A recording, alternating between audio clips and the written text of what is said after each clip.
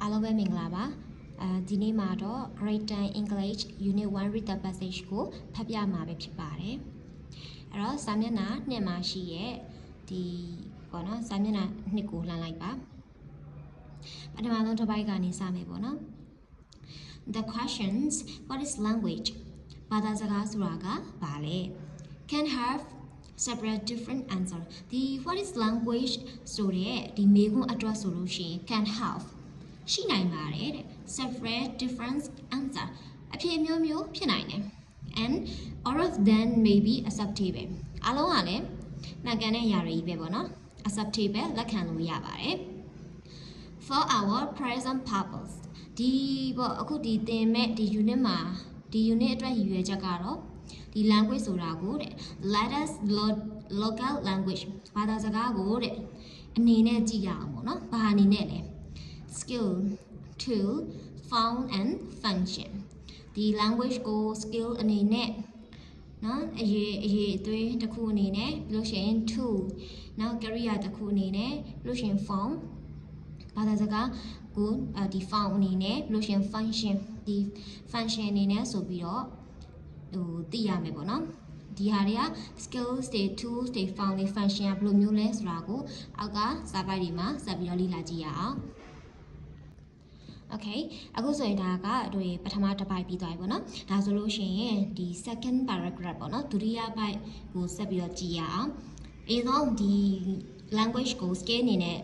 ကြည့်ရလို့ပြောရပေါ့နော်ဒါဆိုတော့ scale အနေနဲ့ဆိုဘယ်လိုမျိုးသူပြောလဲဆိုတာလေးလေ့လာကြည့်အောင် first step ပထမဆုံးအနေနဲ့ language is a set of skill language ဆိုတာကတဲ့ skill တွေရဲ့အစုပေါ့နော် skill တွေပေါင်းထားတာဘယ်လို skill တွေလဲဆိုတော့ listening speaking reading and writing နော် listening နားထောင်တဲ့ skill လို့ရှိရင် speaking skill reading skill writing skill လိုမျိုးနားထောင်တဲ့လို့ရှိရင်အပြောအဖတ်အရေးဆိုတဲ့ဒီ skill တွေအကုန်လုံးကိုတဲ့စုထားတဲ့ a set of skill ဖြစ်ပါတယ် language ဆိုတာပြီးတော့ဒီဟာအဲ့ set of skill ကိုဘယ်လိုမျိုးလဲပြောသေးလဲဆိုတော့ they are often known as the four language skill ဒီ listening speaking reading writing ကို four language skill လို့လည်းပြောကြတယ်ပေါ့နော် English four skill သင်တယ်လို့ဘာလို့ဆိုတာဒါကိုပြောတာပေါ့နော်ဒါဆိုရင်စကြည့်အောင် of these four skill ဒီ skill လေးမျိုးပေါ့ဒီ skill လေးမျိုးထဲမှာThe listening skill is the first to develop နော် listening skill နော်နားထောင်နေစွမ်းရည်ဒီ is the first to develop ပထမဆုံးဖွံ့ဖြိုးရတဲ့အရာပေါ့နော်ဆိုတော့စကြည့်အောင် is develops during the first 18 months of babyhood ကလေးဘဝဒီကလေးငယ်လေးတွေမွေးလာပြီဆိုလို့ရှိရင်ပထမဆုံး18 month ပေါ့နော်18 month ဆိုဒီပထမဆုံး18လအတွင်းမှာပဲဒီ listening skill ပေါ့ကလေးတွေကကြားရတဲ့ကိုဘာပြောလဲ listening skill ကစပြီးတော့တိုးတက်လာပြီပေါ့နော်ပြီးလို့ရှိရင် the speaking skill developed at about the age of 1.5 years or so ပေါ့နော်ဒါဆိုရင် listening ပြီးရင်နောက်ထပ်တိုးတက်တဲ့ skill ကပါလဲဆိုတော့ speaking skill ပါကလေးတွေကဒီတစ်နှစ်ခွဲလောက်ဆိုလို့ရှိရင်စကားစာပြောတတ်ပြီပေါ့နော် listening ပြီးတော့ speaking လိုက်တယ်ပြီးရင်by about 4 or 5 years of age ကလေးတွေကဟုတ်ပြီအရွယ်ရောက်လာပြီ4နှစ်တွေ5နှစ်တွေရောက်လာတဲ့အခါမှာthe child is able to use his or her mother tongue ဆိုတာက mother tongue ဆိုတာဘာပြောရလဲဆိုတော့ဥမာကိုကဒီကလေးလေးကမြန်မာနိုင်ငံမှာမွေးရဆိုမြန်မာစကားပေါ့နော်ထိုင်းမှာမွေးရဆိုရင်ထိုင်းစကားဒီလိုမျိုးကိုယ့်ရဲ့မိခင်ဘာသာစကား mother tongue ဆိုတာကမိခင်ဘာသာစကားကိုပြောတာပေါ့နော်အဲ့တော့မိခင်ဘာသာစကားကိုတဲ့ able to ဆိုတာလုံနိုင်လာ able to use ဆိုတာသုံးနိုင်လာပါပြီတဲ့လုံးဝဘယ်လိုမျိုးလဲဆိုတော့ efficient တွေလုံးဝကြွချင်တင်သုံးနိုင်လာတာเนาะတစ်လုံးပြောကြတဲ့မဟုတ်ပဲねတော်တော်လေးကိုစကားတွေတက်လာပြီပေါ့ဒါဆိုစကြည့်ရအောင် it is only when the child goes to school that he or she learns to read and write okay ဒါဆိုရင်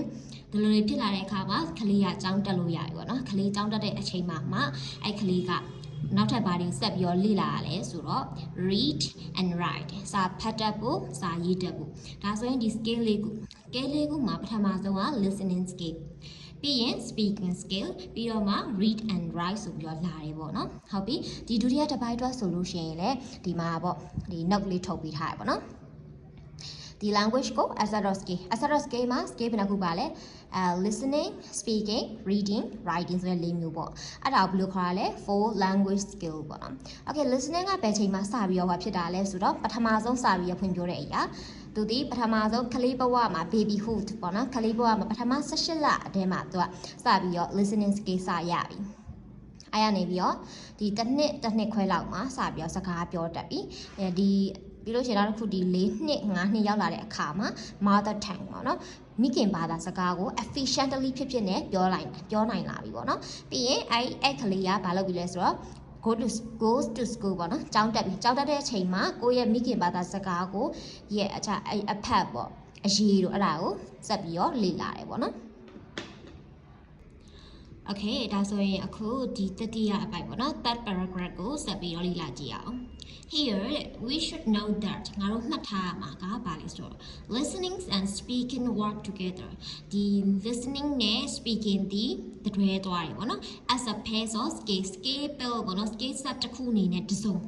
အနေနဲ့မှတ်ရမယ် while reading and writing work together ပေါ့နော်ဒါတော့ multi scale လေးခုရှိတယ်ဒီ scale လေးခုတည်းမှာ listening နဲ့ speaking ကတခုတပိုင်းအလုပ် work together လုပ်ပြီးတော့ reading နဲ့ writing ကတခုပေါ့နော်အဲ့တော့ဒီပေါ့ကလေးဘဝမှာပဲဟိုကြည့်ပါကလေးတွေအရင်ဆုံး listening တို့တက်တာကို listening တို့တက်ပြီးတော့သူတို့ဘာဖြစ်လဲဆိုတော့စပြီးတော့ပြောတတ်တာလေစပြီးတော့ရေးတတ်တာဖတ်တတ်တာမျိုးမဟုတ်ဘူး listening ရပြီးတော့သူတို့ကစပြီးတော့စကားပြောတတ်တာအဲ့တော့ဒီ listening နဲ့ speaking ကဒီတွဲသွားတယ်ပေါ့နော်ပြီးနောက်တစ်ခုဒီကလေးတွေကြောင်းတက်တဲ့အချိန်မှာစပြီးတော့ reading writing သင်တာကို reading ရရင် writing ရတယ်အဲ့လိုမျိုးတွဲစီသွားတယ်ပေါ့နော်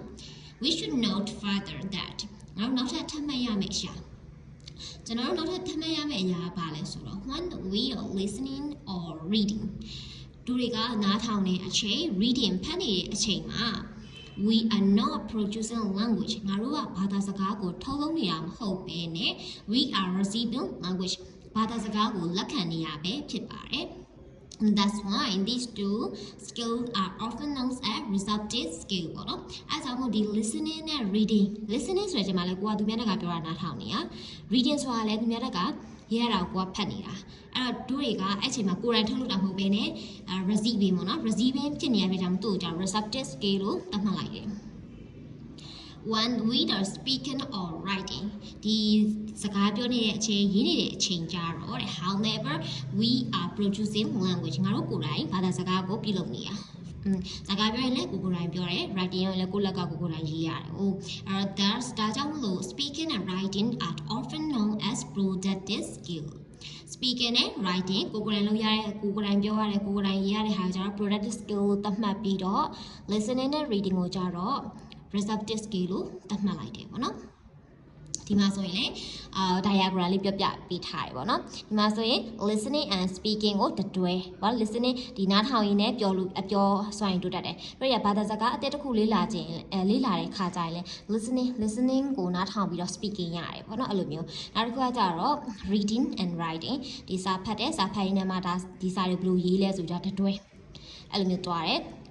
ပြီးတော့မှအဲ့ဒီ listening နဲ့ဒီ reading ပေါ့နော် listening ကလည်းသူများတက်ကပြောအောင်နားထောင်နေရ reading ကလည်းသူများတက်ကရေးထားတာဖတ်တာပေါ့နော်အဲ့အတွက်ကြောင့်သူတို့ကြတော့ receiving language ပေါ့ဘာသာစကားကိုလက်ခံနေဖြစ်ကြမလို့ဒီ skill နှစ်ခုကိုကြ receptive skill လို့သတ်မှတ်လိုက်ပြီးတော့ဒီ speaking and writing